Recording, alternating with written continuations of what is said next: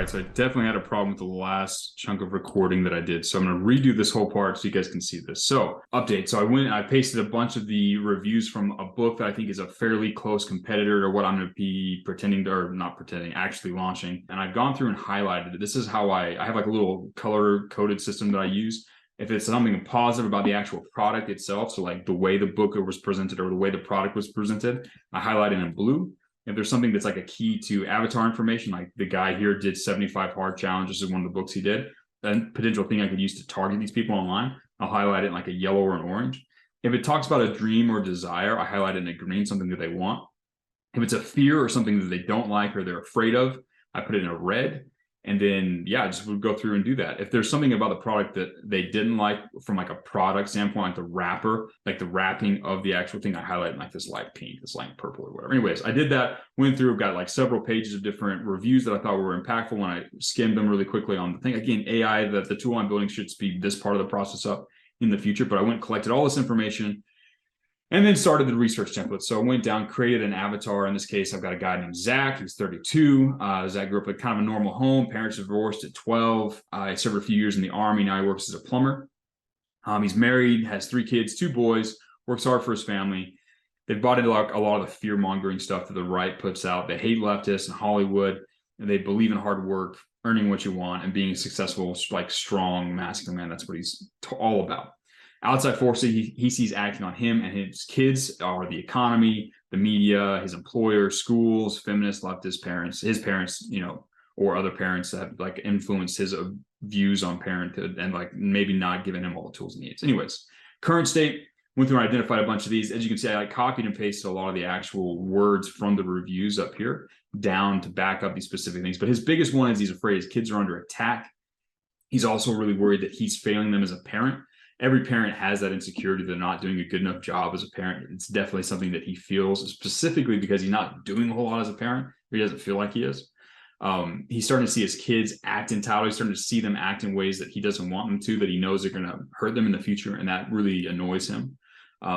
He also feels like personally his own masculine fire is dying, and he feels like he's sacrificing everything for his family, and that's kind of a struggle. A lack of status. He worries that he's letting his kids down and they don't respect him. He worries that, like, that's probably one of the biggest fears that he has. He also worries that his wife isn't going to respect him, that she sees him as a failure as a father.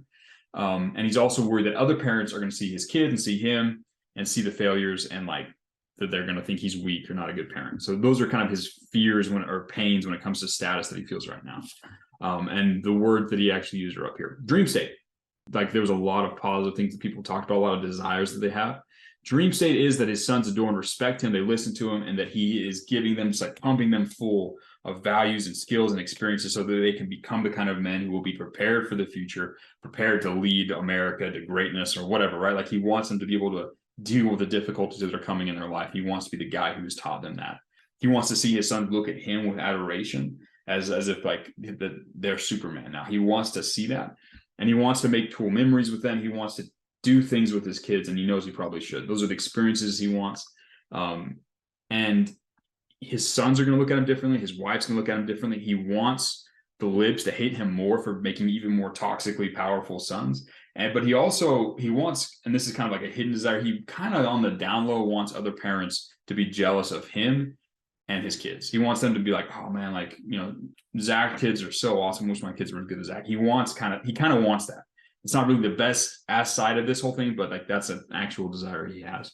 It's part of that dream state. And here's just a bunch of like customer language around these different things, right? These different ideas and that he wants in the dream state. Now, the more I analyze this from the roadblock thing, I realized there are several. The biggest one is they aren't deliberately like working toward specific outcomes with their sons. They're kind of reactive parents. They come home, they kind of deal with situations as they arise, but he's not actively parenting his sons. The school is. Like, TV is, the phone is, he's not actively parenting his sons. And that's the biggest problem. He has to take control of that. And once he does that, everything else will fall into place. He also hasn't earned their respect because he hasn't earned his own self-respect. He's not doing the work he needs to respect himself. So other people won't respect him, and his kids won't, so he can't teach them. And he doesn't really have a lot of tools or abilities to influence his kids. He's a plumber. He knows how to fix pipes. He doesn't know how to influence kids. And his parents never taught him anything. He never learned anything in school. He never learned, like, there's no handbook for how to be a father. So he doesn't have a lot of tools to instill these values that he has for his kids. He doesn't know how. And then the other side is like he's being out influenced, right? The kids are hooked up to devices all the time. He can't compete with that. Like, they're like, it's like fire superiority in the military, right? If you're getting a gunfight, the first thing you want to do is establish fire superiority. You want to shoot more bullets at them than they're shooting at you, so they have to duck and hide so you can maneuver. And right now, he's the one that's getting pinned down on the influence war versus his, like, the outside world. And again, the key with this part of the research is you're not trying to identify, you're not trying to fix all of them. You're trying to find what the key one is. And then in the product, you're probably going to address some of those other roadblocks. But in the sales process, you're going to identify one key roadblock. You're going to tell them what that is. You're going to tell them what the solution is. And then you're going to position everything else as the best way to help them take advantage of the solution. Theoretically, they should be able to read your sales page or read your sales content and be like, oh, now I know what I need to do. And they should be able to turn around and go out and do that and get the results themselves. What the product does, it helps them act on that solution way better, right?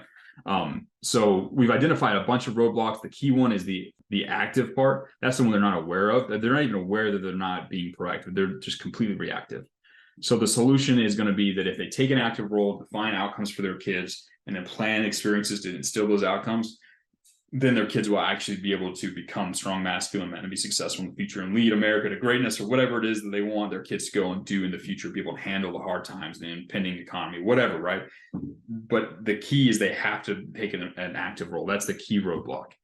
So the solution, I've got some ideas here for the product. I'm going to talk a little bit more about this when I go into the plan, the offer, and actually create the product. But essentially, we're going to give them some questions to help define the outcomes they want for their sons. We're going to give them a huge toolbox of tactics to help them actually influence their kids.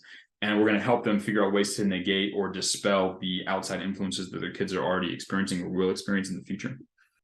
This product is going to help them increase the likelihood of success. So again, we're going to go through each of the elements of the value equation here. It's going to help them negate the things that would derail them, so outside influences. And it's also going to help show them what the common mistakes are that when you try and become a better parent, so they can avoid those things that could actually completely sink their ship, ruin their relationship with the kids. We're going to show them how to avoid that, how to get the result faster. So instead of them learning this by themselves, like, they could take the answer and go out and try and do it. But instead of learning how to influence their kids, learning all these cool tools and tactics and deciding how to do this and learning how to do the mistakes over the course of like a decade, which at that point it's too late to help their kids because their kids are already grown up and have left, and it's too late. They can have all those tools now so they can use them for that entire decade. So it's about helping them learn the lessons that would take a decade in like a weekend, right?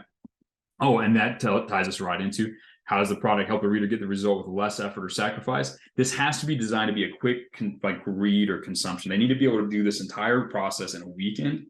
Like, they need to be able to watch it on a Saturday and a Sunday, learn what they need to learn, and then be able to hit the ground running and start applying it immediately, right? Obviously, they'll need help moving forward, which is where other products might come in, but they need to be able to consume this in an evening or a weekend. They need to get the important information they need that quickly so they can turn around and use it. They don't have time. They work 20 hours, like 10 hours, 12 hours a day. They don't have time to like sit around and study forever. They need to get this pretty quickly. So it's got to be quick and condensed. How we're going to make it fun? I'm going to add some jokes, I'm going to add some stories, and I'm going to add some memes. Do anything I can to keep it a fun and dopamine-rich experience for these guys. So, and these are things that they liked about the book that I pulled the reviews from, and these are things they didn't like. Now I'm going to take this information, I'm going to start creating the offer. I'm going to start thinking about what the main product needs to be, what the bonuses need to be. We're now on to step 5. Once I've identified those things and come up with some good ideas for those, I'll use AI to actually create all of those things, and we'll be off to the races. Once I plan the offer, kind of fleshed out from these ideas here, we'll be good to go to actually start applying the tools. So that's the research phase. This took me quite some time. This is where you want to spend more time. In the future, as I would continue to play around with this, I'd continue to spend more time in the space, doing more research, figure out more customer messaging, so I could feed the AI better things so it could actually create stuff. So that's step 4. We got the research done. Now it's time to plan the offer and actually create this product with AI.